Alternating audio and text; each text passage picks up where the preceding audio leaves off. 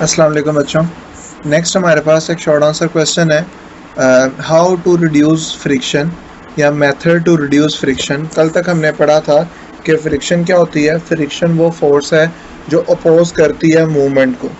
उसके बाद फिर हमने पढ़ा फ्रिक्शन की टाइप्स कितनी होती हैं। दो टाइप्स होती हैं, स्टैटिक फ्रिक्शन और स्लाइडिंग फ्रिक्शन। एक रोलिंग फ्रिक्शन भी होती है, ठीक है। अब हमारे पास स्टैटिक फ्रिक्शन क्या होती है। स्टैटिक फ्रिक्शन वो फ्रिक्शन फोर्स है जो एक उस ऑब्जेक्ट के ऊपर होती है जो रुका हुआ, जो मूव नहीं कर पा रहा, ठीक है।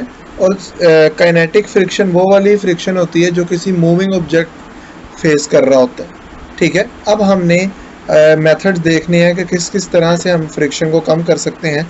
फ्रिक्शन के एडवांटेज भी हैं, फ्रिक्शन के डिसएडवांटेज भी हैं। एडवांटेज फ्रिक्शन के क्या होते हैं बेटा, आप लिख रहे हो तो तभी आप लिख सकते हो जब पेंसिल और पेपर के दरमियान आपके फ्रिक्शन फोर्स है। आप चल रहे हो, आप सिर्फ तभी चल सकते हो जब आपके ज़मीन और आपके पाँव के दरमियान क्या है या बूट के दरमियान क्या है, फ्रिक्शन है, ठीक है। अगर आप किसी चीज़ को रोक रहे हो, आप तभी रोक सकते हो जब उसके और आपके दरमियान क्या हो, फ्रिक्शन हो। परिंदे उड़ते हैं तो इसी वजह से उड़ते हैं कि उनके परों में और हवा के दरमियान क्या होती है बेटा, फ्रिक्शन होती है, ठीक हो गया। अब बेटा अगर हम देखें अपना फ्रिक्शन के डिसएडवांटेज भी हैं, और हम लास्ट टाइम क्लास के अंदर ही हमने डिस्कस किया था। डिसएडवांटेज क्या है, हमारी चीज़ें ख़राब हो जाती हैं, एक्स्ट्रा एनर्जी वेस्ट होती है, ये सारी चीज़ें इसकी क्या हैं, फ्रिक्शन की डिसएडवांटेजेस हैं। अच्छा बेटा, मेथड टू रिड्यूस फ्रिक्शन कि किस तरह से बेटा हम फ्रिक्शन को बेटा क्या कर सकते हैं, कम कर सकते हैं। सबसे पहले पॉलिशिंग द सरफेस। अगर जोन से पार्ट एक दूसरे के साथ होते हैं, अगर उनको हम स्मूथ कर दें, शाइनिंग कर दें, तो उसमें फ्रिक्शन क्या होती है, कम होती है। आपने नोट किया होगा जो टाइल्स हैं वहाँ पर इंसान जल्दी गिरेगा, ठीक है, बजाय कि ईंट के एक फर्श के ऊपर। क्यों? क्योंकि टाइल जो होती हैं वो पॉलिश्ड सरफेस है, तो उधर गिरने के चांस क्या होंगे, ज़्यादा। क्यों? उधर फ्रिक्शन क्या होती है, कम होती है। The part that slide against each other are made smooth and shiny to reduce friction. इसके बाद ऑयल और ग्रीस आप यूज़ करते हो। लिक्विड फ्रिक्शन हमेशा कम होती है सॉलिड फ्रिक्शन से, इसलिए ऑयल या ग्रीस लगाए जाते हैं मूविंग पार्ट ऑफ मशीन के अंदर। घर के अंदर अक्सर का आपने भी देखा होगा, कुंडी वगैरह अगर वो चूं चूं करना स्टार्ट कर दे, उसमें आवाज़ आने लग जाए तो उसको तेल लगा देते हैं, ठीक है, ताकि उस वो ईजीली क्या कर सके, मूव कर सके। चैन जो साइकिल वगैरह के होते हैं उसके ऊपर भी तेल लगाते हैं, ग्रीस लगाते हैं, ताकि वो चैन आपके पास उसके ऊपर एक्सल के ऊपर क्या कर सके, इजीली मूव कर सके, ठीक है। ये इधर बेटा ये टोंग गिर रहा है एक शाइनिंग सरफेस के ऊपर, नीचे बर्फ़ थी, ठीक है। ये ऑयल दे रहे हैं हम। बॉल बेरिंग, ये बेटा आपने इस तरह का चीज़ देखी होगी। याद रखो सबसे कम फ्रिक्शन होती है रोलिंग फ्रिक्शन, सबसे ज़्यादा होती है स्टैटिक फ्रिक्शन, उससे कम होती है स्लाइडिंग फ्रिक्शन, और सबसे कम होती है रोलिंग फ्रिक्शन। किस तरह से बेटा आपके पास कम होती है, अगर मैं इधर शो करना चाहूँ, फॉर एग्जांपल इधर ही बना लेते हैं। ये एक बॉक्स है, ठीक है, और ये ज़मीन है।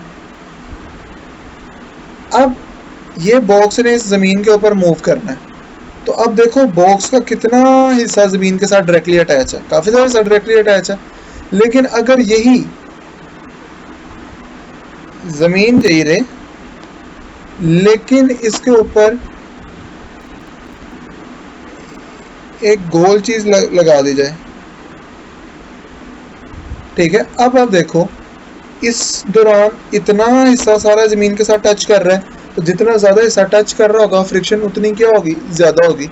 और इस दौरान एक थोड़ा सा हिस्सा ज़मीन के साथ डायरेक्टली क्या कर रहा है, टच कर रहा है। अगर हिस्सा कम टच कर रहा है तो बेटा फ्रिक्शन भी क्या होगी, कम होगी। इसलिए जो रोलिंग फ्रिक्शन होती है वो लेस होती है स्लाइडिंग फ्रिक्शन के ज़रिए।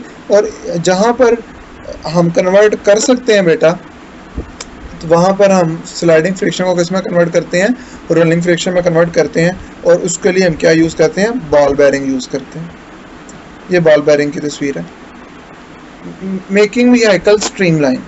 अच्छा, अगर इसी को अगर हम देख लें, ये हमारे पास गाड़ी है,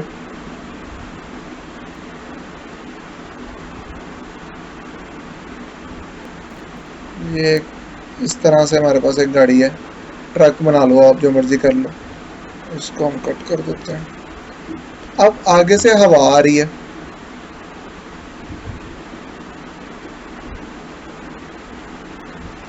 ठीक है, ये हवा डायरेक्टली इसको लगेगी, ठीक है, डायरेक्टली हवा इसको लगेगी और बड़ा ज़्यादा प्रेशर इस पे अप्लाई होगा। लेकिन अगर इसकी जगह पर ये क्या हो गया, इसकी जगह पर मैंने ये अगर जो गाड़ी है इसको हमने कर दिया स्ट्रीमलाइन, क्या कर दिया, स्ट्रीमलाइन कर दिया। स्ट्रीमलाइन का मतलब क्या है कि डायरेक्टली ये हवा को नहीं लगेगी, हवा कोई आएगी अगर भी इसके ऊपर तो टच करके इसके ऊपर से गुजर जाएगी, ये डायरेक्ट इसके साथ लग रही है और ये इसके ऊपर से गुजर जाएगी, ठीक है। तो अगर मैं अपनी ऑब्जेक्ट को स्ट्रीमलाइन कर दूं तो फिर क्या होगा, ये हवा इसको डायरेक्ट अटैक नहीं करेगी, बल्कि ये हवा को काटते हुए जाएगी या लिक्विड को काटते हुए जाएगी। इसलिए कार, प्लेन, शिप वगैरह जो होते हैं, चाहे वो एयर में हो चाहे वो वाटर में हो, उनको स्ट्रीमलाइन बनाया जाता है। स्ट्रीमलाइन बनाने का मतलब क्या होता है कि आगे से पॉइंट ही एंड होता है जिसमें हवा इसके ऊपर से गुजर जाए। आप बेटा एक वीडियो देखते हैं, उसके बाद वो हमारा कंप्लीट हो जाएगा काम। अच्छा बेटा, ये वीडियो है हमारे पास हाउ टू रिड्यूस फ्रिक्शन या मेथड्स टू रिड्यूस फ्रिक्शन, कौन कौन से तरीके हैं जिससे हम अपने फ्रिक्शन को रिड्यूस कर सकते हैं। सबसे पहले पॉलिश सरफेस, जोन से सरफेस इन कॉन्टैक्ट आ रही है उनको पॉलिश और शाइनी बनाएं ताकि कम से कम फ्रिक्शन हो। इसके बाद जिन सरफेसेस ने मूव ज़्यादा करना है वहाँ पर ऑयल या ग्रीजिंग की जाए, लुब्रिकेंट्स किए जाएँ ताकि फ्रिक्शन कम से कम हो। स्ट्रीमलाइन बनाए जाएँ ताकि एयर उनके ऊपर से पास कर जाए, जो रेजिस्टेंस क्या हो कम से कम हो। और एट द एंड हम बॉल बेयरिंग या रोल बेयरिंग यूज़ करें ताकि, क्योंकि हमें पता है कि जो रोलिंग फ्रिक्शन होती है वो कम होती है किससे, स्लाइडिंग फ्रिक्शन से।